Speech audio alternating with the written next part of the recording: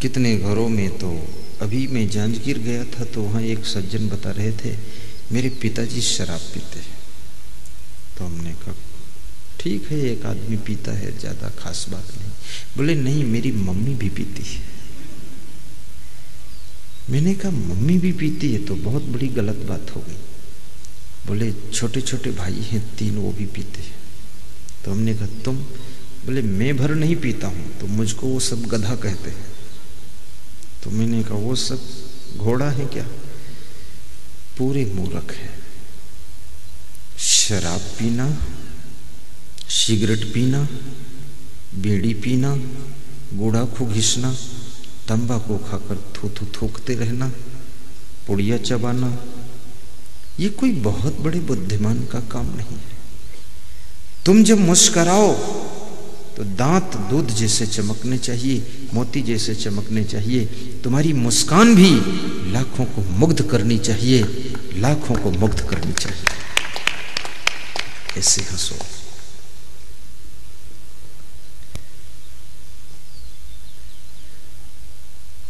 बिना कारण खुश रहा करो। बूढ़ों से मैं आज बता देता हूं चुपके से, अकेले बैठा करो, अपने घर के फूल के गमले देखकर मुस्कुराते रहा करो। अगर बहू पूछे क्यों मुस्कुरा रहे हो तो कह दो तुम्हारे चाय को पीकर मुस्कुरा रहा हूं, चाय बहुत अच्छी थी। बहू को भी धन्यवाद दे दो, क्योंकि कार्य करने वालों को अगर धन्यवाद नहीं दोगे तो वे कार्य करना बंद कर देंगे। और एक उम्र ऐसी आ जाए कि जब तुम जिम्मेदारियों को नौजवानों को सौंप दो, फ्री हो जाओ। जिंदगी भर ये बोझा मत ढो, थोड़ा फ्री रहकर भी आनंद लो। और जब फ्री हो जाना तो एक काम जरूर करना, योगा करना और पैदल चलना कभी बंद मत करो। अभी एक बहुत बड़े डॉक्टर ने कहा है कि अगर हार्ट में दर्द हो रहा है तो हार्ट के स्पेशलिस्ट डॉक्टर के पास मत जाइए। उसने कहा है कि आधा पेट भोजन कीजिए और गरम गरम पानी पीजिए और टहलना शुरू कर दीजिए और ठहाका मारकर हंसिए।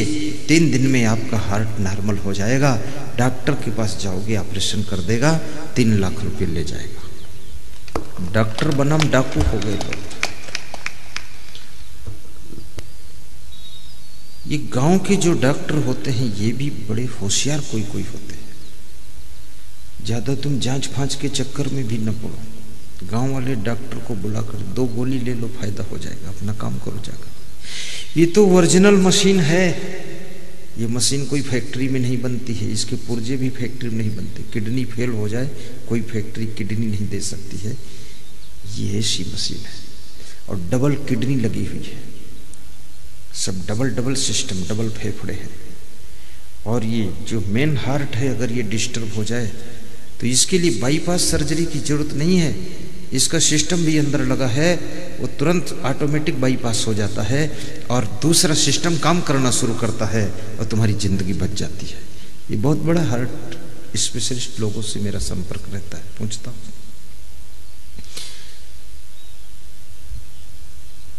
दूसरा याद रखना, शुगर होने की संभावना हो, व्यायाम बढ़ा दो, योगा बढ़ा दो, पानी पीना बढ़ा दो, चावल बंद कर दो, चना चबाओ, केला मत खाओ, सेव फल थोड़ा खा लो और मूली खाओ एक सुबह सुबह। जोर से हंसो ठहाका मारकर, शुगर की ऐसी तैसी।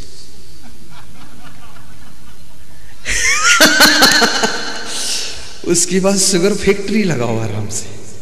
हाँ? कहां परेशान हो रहे हो? कभी मत घबराओ।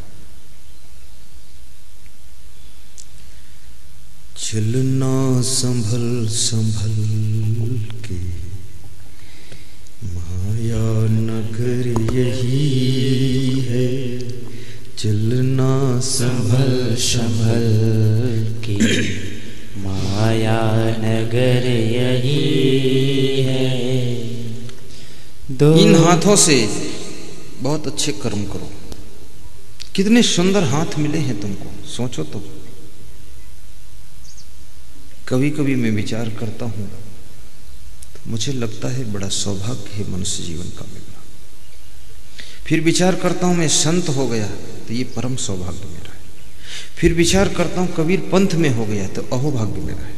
फिर विचार करता हूं पारक सिद्धांत मिल गया, ये तो डबल सौभाग्य मेरा है।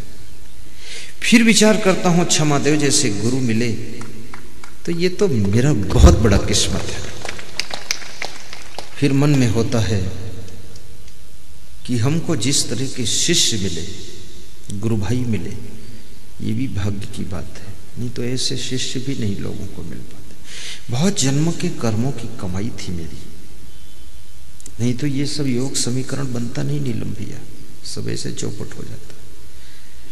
चेला भी ऐसा मिलेगा कि गुरु को बहुत मारेगा और गुरु भी ऐसा मिलेगा बांगड़ू नेचर का, दिमाग फेल है, उल्टा पुल्टा काम करता कितने चेले तो गुरु से तंग है। वो कहते हैं हमारा गुरु तो बुद्धि नहीं है। तो हमने कहा तुम बुद्धि लगा दो। बोले मैं बुद्धिहीन हूँ। तो मैंने कहा तो हनुमान जी को सुमिरो गुरु चेला तो बुद्धिहीन तनदानी के सुमिरो पवन को। बोले खूब सुमिरा हूं, बुद्धि बढ़ी नहीं। हनुमान जी का सुमिरन करने का अर्थ है ब्रह्मचर्य का पालन करो,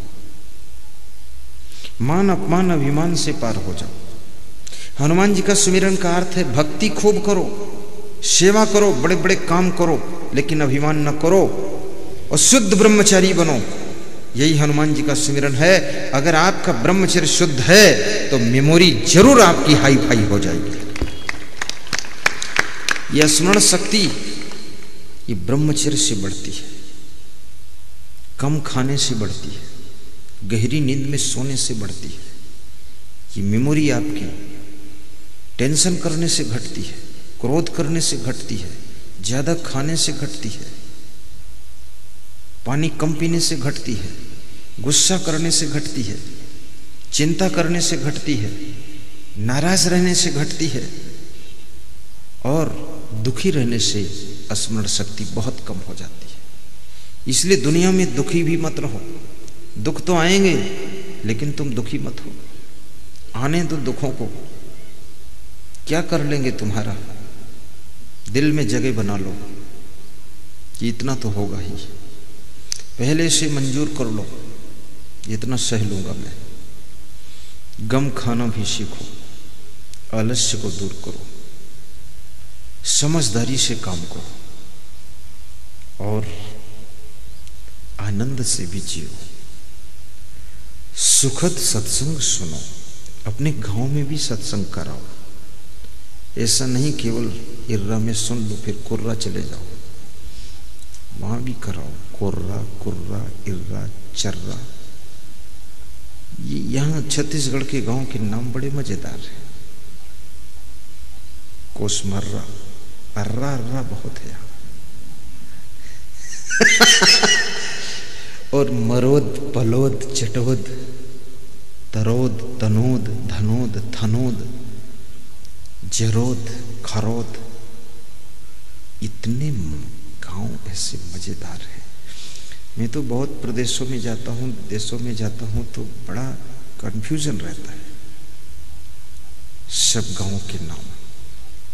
तो मैं आपको ये कह रहा था, ये हाथ इतने अच्छे मिले हैं, इनसे बड़े अच्छे कर्म करो। इन हाथों से अच्छा मकान भी बनाओ, टूटे फूटे खंडहर में मत रहो। इन हाथों से इतनी मेहनत करो, कर्म योग करो कि अच्छी गाड़ी भी लाओ।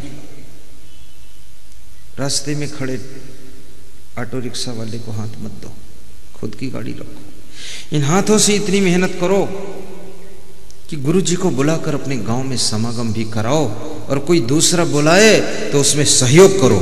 इतना तो करो इन हाथों से। बड़ी समस्या उन लोगों के लिए है, खुद तो बुलाते ही नहीं, अगर कोई बुलाए तो कहते हैं तुमने बुलाया, तुम जानो।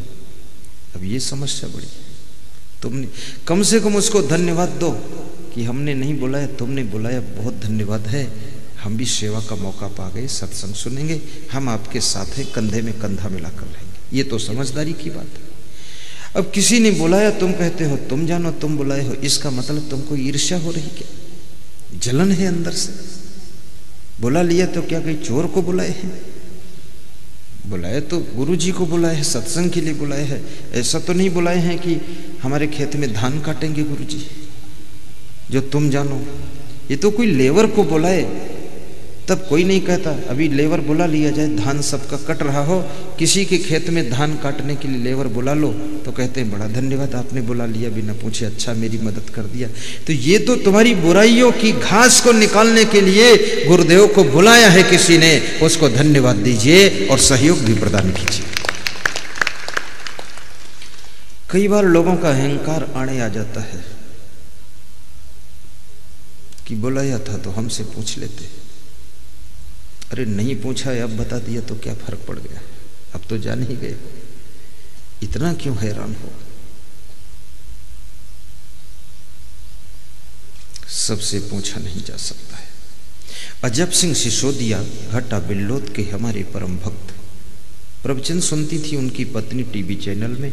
उन्होंने कहा मेरी जिंदगी की एक अरमान पूरी कर दो, ये संत जो टीवी में आते हैं इनका प्रवचन करा दो और दर्शन घर बैठे करा दो, इनको गुरु बनाऊंगी।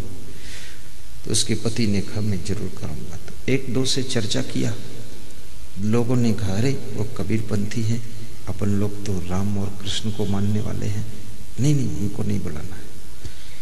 अजब सिंह सिसोदिया ने कहा गजब हो गया, कबीरपंथी हैं तो क्या कोई इसी हिंदुस्तान में वो भी रहते हैं, तो उनके आने से क्या फर्क पड़ेगा? बहुत लोग पंथ के कारागृह में पंथ है, पंथ के कारण लाभ नहीं उठा पा रहे, पंथ के लफड़ में फंस गए। हालांकि मैंने पंथ की दीवारों को बहुत तोड़ा है, ढहाया है, सब पंथ धराशायी हो गए, लेकिन पंथ वंथ क्या है? हमें पंथ नहीं चाहिए, संत चाहिए। हमें पंथ नहीं चाहिए, संत चाहिए। हमें बगीचा नहीं चाहिए, फूल चाहिए। हमको तो दो फूल की जरूरत है। किस बगीचे के फूल हैं इससे कोई लेना देना नहीं है। गुलाब का फूल चाहे कुर्रा के बगीचे का हो, चाहे इर्रा का हो, चाहे कोसमर्रा का हो, लेकिन गुलाब गुलाब है, वो खुशबू ही देगा, सौंदर्य ही देगा। तो हमको संत चाहिए परफेक्ट, पंथ नहीं चाहिए। तो उन्होंने अकेले बुला लिया। जब बुला लिया, राजपूत थे, तो बोले कि गुरुदेव किसी ने सहयोग नहीं किया है। तो हमने कहा सहयोग की जरूरत है क्या अजब से सिसोदिया आपको? बोले बिल्कुल जरूरत नहीं। तो हमने कहा तो कहते क्यों सहयोग नहीं किया? बोले अब नहीं कहूंगा। हमने कहा तुम्हारे पास अकेले ही ताकत है, कर लो आप, सहयोग करेगा तो करेगा। सबसे हाथ जोड़कर कह देना सत्संग सुनने के लिए आओ, बाकी कोई जरूरत नहीं। जब वहां सत्संग शुरू हुआ, 4000 की भीड़ प्रथम दिन, दूसरे दिन 6000, तीसरे दिन रोड रास्ता जाम। तो जो कहते थे उनको क्यों बुला रहे, बोले इनका इतना प्रभाव कैसे? तो मैंने हाथ उठवाया तो सारे लोगों ने हाथ उठाया कि 3 साल से टीवी में देख रहा हूं आपको, आस लगी थी कब पास में आओगे। कबीर का संत कोई खराब नहीं होता है, और दूसरे पंथ का सारा संत अच्छा भी नहीं होता है। कबीर पंथ में भी सभी संत थोड़े टाप के होते हैं, लेकिन संत संत है। अगर प्रवचन ना भी कर पाए, गाय जब दूध नहीं दे पाती है तो भी गौ माता ही कही जाती है। अगर संत प्रवचन नहीं दे पाता है तो भी संत तो संत ही कहा जाता है, और उसको नमन करना चाहिए, धन्यवाद देना चाहिए। संत का सम्मान है। और पंथ का कोई चक्कर ही नहीं है। मैं तो रामायण से भी सत्संग सुना देता हूँ, कबीर से भी सुना देता हूँ, कुछ अपने पास से भी सुना देता हूँ, क्योंकि कोई तुलसीदास ने ठेका थोड़े लिया था सब कुछ लिख दें, ये कृष्ण भगवान ने कोई कॉन्ट्रैक्टर थोड़े थे टोटल लिख के जा रहा हूँ, उससे भी अलग है कुछ जरूरत। दुनिया का परिवेश बदल गया है। मोबाइल के बारे में कबीर ने कहीं नहीं लिखा, वो तो आज का लफड़ा है। न कृष्ण लिखे न राम लिखे। अब इस लफड़ा को हमें अब समझाना तो पड़ेगा ही। ये भी सत्संग है। तो वर्तमान के परिप्रेक्ष्य और परिवेश और प्रॉब्लम्स को देखते हुए सत्संग हमको लाइफ के समस्त सॉल्यूशन प्रदान करता है। तो एक मुस्लिम आदमी दवा लेने गया डॉक्टर के, ये बात थी ना, समझना इसको। डॉक्टर ने कहा तुम क्या बीड़ी पीते हो, दमा खांसी आती है? बोले हाँ। बोले बिल्कुल झूठ बोल रहे हो, बीड़ी नहीं पीता हूं। बोले फिर? बोले सिगरेट रोज पीता हूं। तो डॉक्टर ने कहा कि सिगरेट छोड़ना पड़ेगा, तब मैं ट्रीटमेंट करूंगा, क्योंकि तुम सिगरेट पियोगे, मैं दवा दूंगा, दवा फायदा नहीं करेगी, तो बदनाम मैं होऊंगा और सिगरेट के कारण फायदा नहीं होगा, सिगरेट छोड़ना पड़ेगा। तो उसने डॉक्टर के पैर पकड़ लिए कि माफ करना डॉक्टर, पुरानी आदत है सिगरेट पीने की, तो कुछ तो छूट दे दो। तो डॉक्टर ने कहा भोजन के बाद एक सिगरेट पी सकते हो। बोले ठीक है, भोजन के बाद एक पी लूंगा। दवाई लेकर के घर आया, अब बैठकर उसने गणित लगाया कि भोजन के बाद एक सिगरेट पीना है, और 12 सिगरेट रोज पीता था मैं, तो क्या करूं मैं? तो उसने 12 बार भोजन शुरू कर दिया, और 12 बार भोजन, जब भोजन खाए एक सिगरेट पी ले। वो 12 दिनों में फूल गया उसका शरीर, सूजन आ गई शरीर में, हवा जैसे भर गई, पीला पीला हो गया, क्योंकि लीवर डैमेज हो गया। अधिक खाने से लीवर डैमेज होता है, अधिक भोजन मत खाना।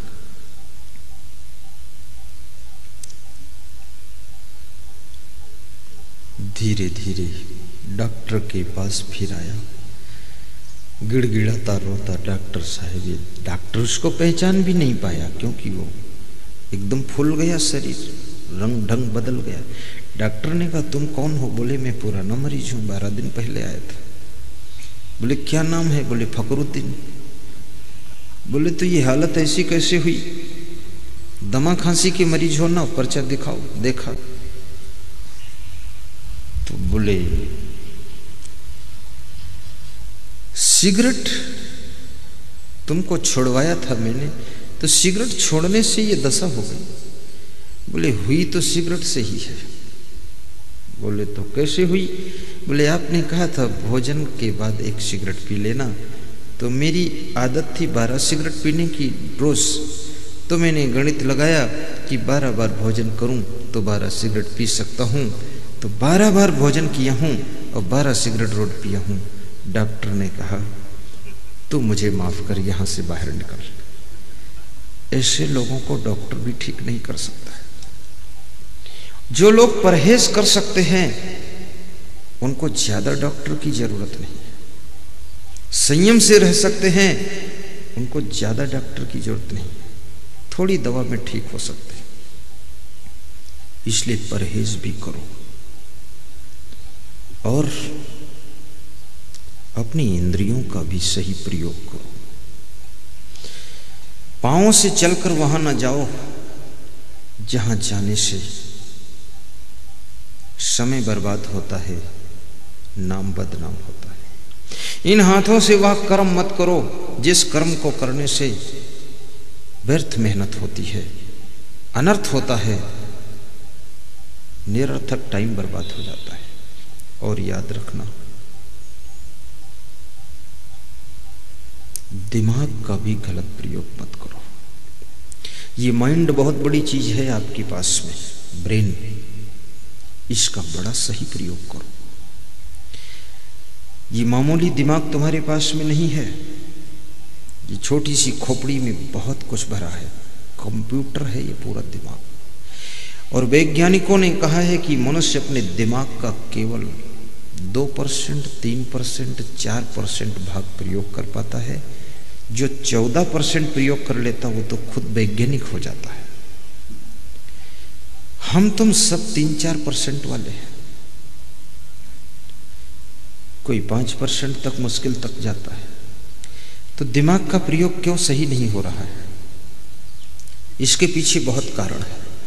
कभी कभी तुम बीमारी के कारण भी दिमाग का सही प्रयोग नहीं कर पाते हो।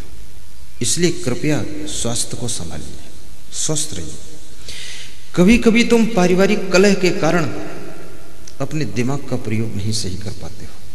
परिवार में रोज उलझन, रोज झगड़ा, रोज लड़ाई, रोज गाली खरोच, चिक चिक चिक चिक, टिल टिल टिल टिल, पिल पिल पिल पिल, तो तुम्हारा खोपड़ा सब खत्म हो जाएगा ये कलह कलेश में। अब सोचो कितने लोगों के घरों में ये सब चकई की चकधुम, मकई के लावा, तिकड़िक तिकड़म चलता रहता है। सब खोपड़ी खत्म हो गई है। एक भी कोई चौपाई, दोहा, श्लोक कुछ नहीं याद है। सवेरा हुआ तेल घी साग लाना, दोपहरी हुई बाल बच्चे खिलाना, हुई सांझ आलस निद्रा सताती, अरे हाय यूं ही चली आयु जाती। और कभी कभी टेंशन के कारण भी दिमाग का प्रयोग सही नहीं होता है, पूर्ण प्रयोग नहीं हो पाता। तुम तनाव में रहते हो, जब चिंता में रहते हो, टेंशन में रहते हो, तो आपका दिमाग हर समय उसी टेंशन की याद में रहता है। थोड़ा दिमाग को फ्री भी कीजिए, जितना जरूरी है उतना सोचिए, बाकी खाली भी करिए। और दिमाग में एक स्टोर रूम भी बनाइए। जो चीज़ों की रोज जरूरत नहीं है उनको स्टोर में डाल दीजिए, साल बाद निकालिए बाहर। हर समय दिमाग पर लोड मत रखिए। और कभी कभी तुम तादाद से ज्यादा सोचते हो, सोचते सोचते दिमाग थक जाता है, तो भी उसका पूर्ण प्रयोग नहीं हो पाता। अधिक गुस्सा करने से भी माइंड का पूर्ण प्रयोग नहीं हो पाएगा। ईर्ष्या करने से, कलह कलेश करने से, राग द्वेष करने से, गुस्सा रहने से आपके दिमाग का प्रयोग नहीं हो पाएगा। से अभी एक सज्जन बता रहे थे, बड़ा ब्रिलियंट हूं मैं, बहुत माइंडेड हूं। तो हमने कहा तो बात क्या है? बोले क्रोधी बहुत हूं, सब चौपट हो गया। हमने कहा कितने क्रोधी हो? बोले परशुराम का भी बाप हूं, जरा भी शांति नहीं है। वैज्ञानिकों ने कहा है जो बहुत क्रोध करता है वो बहुत बुद्धि का प्रयोग नहीं कर सकता है। साधारण बनकर जिंदगी जिएगा, एक ही स्थिति में अटक कर रह जाएगा। जो क्रोध को काबू कर सकता है उसकी और आगे बढ़ने की उम्मीद है। और जो काम वासना में हर समय तड़फता रहता है,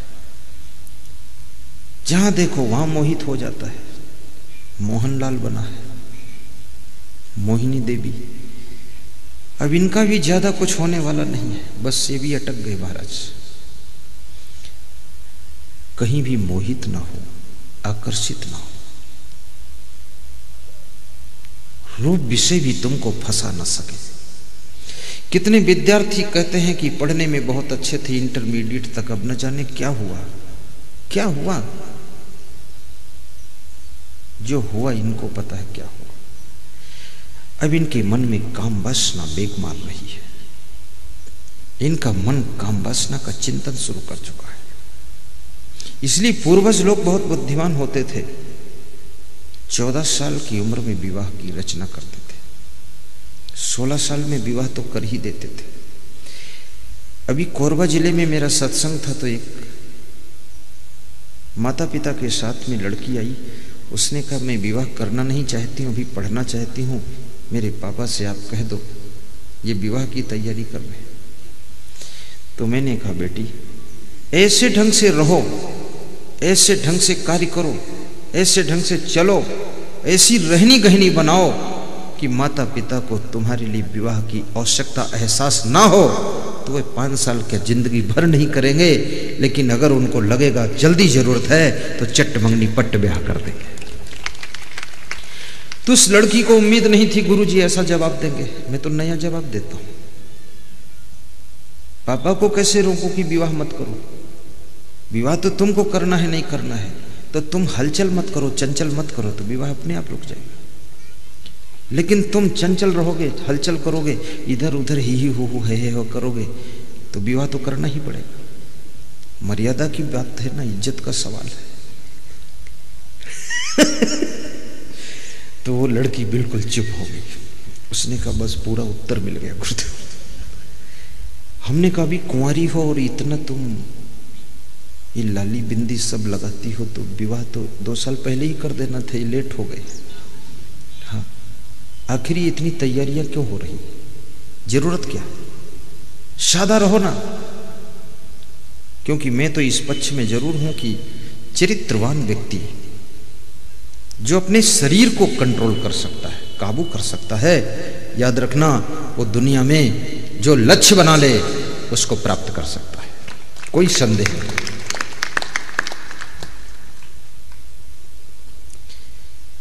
काम वासना में घुलने वाले लोग अपने दिमाग का पूरा प्रयोग नहीं कर पाते, उसी में सड़ते रहते हैं, रसते पसते रहते हैं, उसी तरह के गीत गाने गाते हैं। गाना वाना तो आता नहीं है तो नाक में गाते हैं। मैंने कहा क्या हो गया, भौरा घुस गए नाक में, करते हैं। ना तो सुर है न गला है, खाम खाम करते घूम रहे हैं, क्योंकि दिमाग में वासना भरी हुई है। और कभी कभी मनुष्य लोभ के कारण भी अपने माइंड का पूर्ण प्रयोग नहीं कर पाता है, लालच में फंस गया, बदनाम हो गया, पकड़ा गया, अपमानित हुआ, कलंक लगा, तो उसका मनोबल डाउन होता है। उस बदनामी से बचने के लिए दांव पेंच खेलता है, अपमान से बचने के लिए खिलाड़ी बनता है, अपने माइंड का सही प्रयोग नहीं कर पाता है। इसलिए लालच से भी बचो, और खाने पीने का भी लालच ना हो। कितने लोग तो खाने पीने का इतना लालच है उनको कि उसी में सेटिंग जमाते रहते हैं, रोज पति पत्नी उसी में भिड़े रहते हैं, किचन में ही किचकिच करते रहते हैं। घर में रसोई बनाओ तो रस बरसना चाहिए, अब किचन बनाया है तो किचकिच होती ही रहेगी। प्रेम की गंगा बहाओ, लालच मत रखो। लालच भी बुद्धि को खत्म करता है, बुद्धि का सही सदुपयोग नहीं हो पाएगा। और अहंकार ये तो बुद्धि का दुश्मन है। अभिमान, यदि अभिमान करोगे, किसको दिखाओगे अभिमान, कौन देखेगा अभिमान, क्यों देखेगा अभिमान? तुम्हारा धन तुम्हारे पास है, तुम्हारा पद तुम्हारे पास है, तुम्हारी गाड़ी तुम्हारे पास में है, ये गर्दन क्यों ऐठ रहे दूसरे के ऊपर? अभी एक गांव में जहां मेरा आश्रम है वहां पर एक आदमी गर्दन ऐठ कर चलता था। तो गांव के 10-20 लोग मेरे पास आते थे दर्शन करने, तो कह रहे थे गर्दन ऐठ कर चलते। तो हमने कहा तुमको क्या तकलीफ है? वो गर्दन अपनी ऐंठते, अगर ज्यादा ऐंठेंगे तो दर्द उनकी गर्दन में होगी, तो तुम्हें क्या तकलीफ है? बोले मैं दूसरे गर्दन ऐंठी देखता हूं तो मेरा मन होता पूरी ऐंठ दूंगा। तुमने कहा तुम्हारे अंदर भी अहंकार है? बोले है नहीं, लेकिन उसके अहंकार को देखकर हो ही जाता है। कोई गर्दन ऐंठता है, ऐंठने दो। किसी के गर्दन ऐंठने में भी फंसना नहीं अपने को है। जो आदमी इस तरह की गलतियां करता है वो सीमित रह जाएगा, आगे नहीं बढ़ पाएगा। उसकी जिंदगी में बहुत रोड़े आने वाले हैं, विघ्न बहुत आने वाली है। और अहंकार करना भारी अज्ञान का परिचय है, क्योंकि हमारी जो चीज है हमारे पास में है, अभिमान हम दूसरे को क्यों दिखा रहे हैं? कारण तो बताओ ना। दूसरा आदमी अपने घर में बैठकर सूखी रोटी खा रहा है, झोपड़ी में बैठकर सो रहा है, अपनी साइकिल पर टूटी फूटी चल रहा है, लेकिन हम गाड़ी में चल रहे हैं तो उस पर रोब क्यों लगा रहे हैं? ये बात समझ में नहीं आती। फालतू अभिमान लो। अभिमान भी दिमाग को खाता है, बुद्धि का सही प्रयोग नहीं होने देता। इसलिए मैं कहूंगा अभिमान को भी खत्म करो, नम्र हो जाओ। भगवान श्री राम कितने विनम्र थे और कितने बुद्धिमान थे, बहुत बुद्धिमान थे। इतनी बड़ी कला किसी को मालूम ही नहीं जो राम में कला थी, कृष्ण में कला थी। बहुत कलाकार थे, सीखो तो जरा। सुग्रीव को गले लगाया और बाली का गला दबाया और बेटे से हाथ मिलाया और बाली को परलोक पहुंचाया, बाप को परलोक भेज दिया। इतनी बड़ी कला उनको मालूम थी और इतने बुद्धिमान थे राम। सुग्रीव से कहा चलो तुम दोनों युद्ध करो और फिर मैं बाली को मारूंगा। तो युद्ध हुआ, लेकिन राम ने मारा नहीं बाण। तो बाली ने सुग्रीव को बहुत पीटा गदा से। तो सुग्रीव वहां से भागा गदा लेकर, राम के पास आए, बोले आपने तो पिटवा दिया, आपने कहा था मारूंगा, आपने मारा ही नहीं। तो राम ने कहा मैं पहचान नहीं पाया, दोनों एक ही मॉडल के थे। बोले अब मैं नहीं जाऊंगा उससे लड़ने। तो राम ने कहा ये माला पहनो और फिर जाओ। तो फिर गए। सुग्रीव ने कहा आज धोखा मत देना प्रभु। बोले मैं कल भी धोखा नहीं दिया। लेकिन राम ये सोचते थे कि यदि मैं बाली को मार देता हूं तो सुग्रीव का मोह कहीं ना कहीं अपने भाई के प्रति होगा, तो बाली के मरने के बाद मेरे ऊपर क्रोध आ जाएगा। इसलिए पहले ताजा ताजा बाली सुग्रीव को मारे, ये लहलुहान हो जाए, गदा से ठुकाई हो जाए, तो फिर से इसके रोष आ जाए कि तुम मारो ही, क्यों नहीं मारते हो, तब मैं खट फाइनल कर दूंगा। दूसरे दिन फाइनल कर दूंगा। ये कितनी बड़ी कला है, कहाँ लोगों को मालूम है। लोग तो बस पढ़ते रहते हैं, सो तुम जानो अंतर्यामी पूर्वो मोर मनोरथ स्वामी, खीर बनाओ पूड़ी खाओ चौपाई गाओ, बस और क्या है। ये गहराइयां तो देखो भगवान कितने चतुर हैं। और फिर राम के पास लालच भी नहीं।